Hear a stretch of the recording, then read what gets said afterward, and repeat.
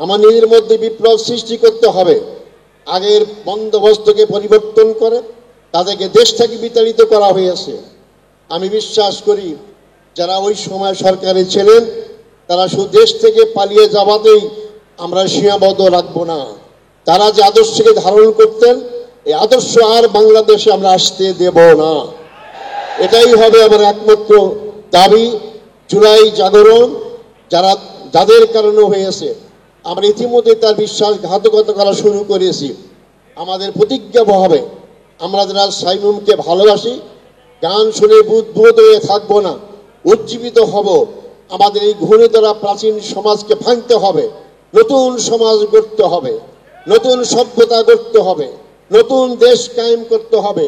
সেই লক্ষ্যে সাইমুমের যে ঝড়, সেই ঝড় আমার নিজে জাগরণ করে আমার পরিবারকে বিপ্লবের ধ্বনিতে এগিয়ে নিয়ে যাব, আমার সমাজকে বিপ্লবের ধ্বনিতে এগিয়ে নিয়ে যাব, রাষ্ট্র বিপ্লব করব এবং কাঙ্ক্ষিত ইসলামী সমাজ কায়েমের পদে দীপ্ত পদে এগিয়ে যাব। সাহসী সন্ধ্যায় উপস্থিত বিভিন্ন জায়গা থেকে আগত ভাই বোনেরা, আসসালামু আলাইকুম রহমতুল্লাহ ওয়া বারাকাতুহু। আমার আজকের এখানকার আগমন অলৌকিক। আজকে যে জুলাই জাগরণেরই আমি ফসল যে ফাঁসির মঞ্চ থেকে আপনাদের সামনে হাজির হতে পেরেছি। আমি জুলাই যোদ্ধায় যারা শহীদ হয়েছেন তাদের শাহাদত আল্লাহ কবুল করুক, এই দোয়া দান করি। এই জুলাই যুদ্ধে যারা আহত হয়ে এখনো পঙ্গুত্ব বরণ করছেন তাদের সুস্বাস্থ্য কামনা করছি। সম্মানিত ভাইয়েরা, আমরা এমন এক জায়গায় অনুষ্ঠানে একত্রিত হয়েছি, আমার স্মৃতি মনে পড়ে 1969 সালে ঢাকা বিশ্ববিদ্যালয়ের ডাকসুর উদ্যোগে এই টিএসসিতে শিক্ষা সেমিনার আলোচনা চলছিল ইসলামী শিক্ষা নীতির ওপরে। তৎকালীন ঢাকা বিশ্ববিদ্যালয় ইসলামী ছাত্র সংঘের সভাপতি জনাব আব্দুল মালেক অত্যন্ত ক্ষুরধার বক্তব্য রেখেছিলেন এবং ইসলামী শিক্ষার পক্ষেই তার জোরালো বক্তব্যে সবাই রাজি হয়ে গিয়েছিলেন।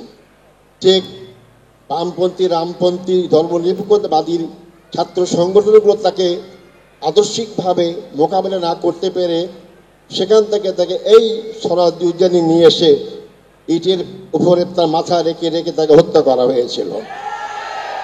সেই শহীদ আব্দুল মালেকের স্মৃতি আমি অনুসরণ করছি। আল্লাহ তাকে জান্নাতুল উচ্চতম মর্যাদা দান করুক এবং তার রেখে যাওয়ার ইসলামী শিক্ষা আবার বাংলাদেশে চালু হোক। এই জন্য আমি তোমাদের সবাইকে এগিয়ে আসার জন্য উদাত্ত আহ্বান জানাচ্ছি।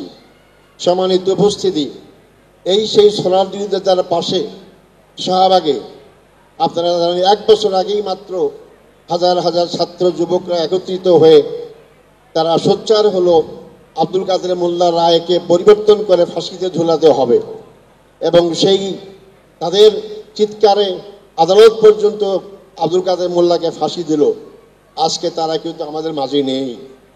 আল্লাহর কি অশেষ রহমত আজকে আমরা সেখানে হাজির হয়েছি। সম্মানিত ভাইরা, আজকে এমন এক জায়গায় আমরা আজকে এখানে একত্রিত হয়েছি যার কিছু দূর পূর্বে ঢাকা বিশ্ববিদ্যালয়ে মসজিদের সামনে বাংলাদেশ ইসলামী ছাত্র 1977 সালে 6 জনকে নিয়ে গঠন করা হয়েছিল। আজকে সেই শিবির মহিরূপে সারা বাংলাদেশে ছড়িয়ে ছিটিয়ে রয়েছে। আজকের এই জুলাই আন্দোলন একটা পরিবর্তনের আন্দোলন ছিল। অনুষ্ঠান সাইমুম একটি ঝড়, একটি বিপ্লব। সেই সাইমুমের বিপ্লব আজকে আমরা একত্রিত হয়েছি। সেই সাইমুমের বিপ্লব আমার মনে ধারণ করতে হবে, আমার নিজের মধ্যে বিপ্লব সৃষ্টি করতে হবে। আগের বন্দোবস্তকে পরিবর্তন করে তাদেরকে দেশ থেকে বিতাড়িত করা হয়েছে। আমি বিশ্বাস করি যারা ওই সময় সরকারে ছিলেন তারা শুধু দেশ থেকে পালিয়ে যাওয়াতেই আমরা সীমাবদ্ধ রাখবো না। তারা যে আদর্শকে ধারণ করতেন এই আদর্শ আর বাংলাদেশে আমরা আসতে দেব না। এটাই হবে আমার একমাত্র দাবি। জুলাই জাগরণ যাদের কারণে হয়েছে আমরা ইতিমধ্যে তার বিশ্বাসঘাতকতা করা শুরু করেছি।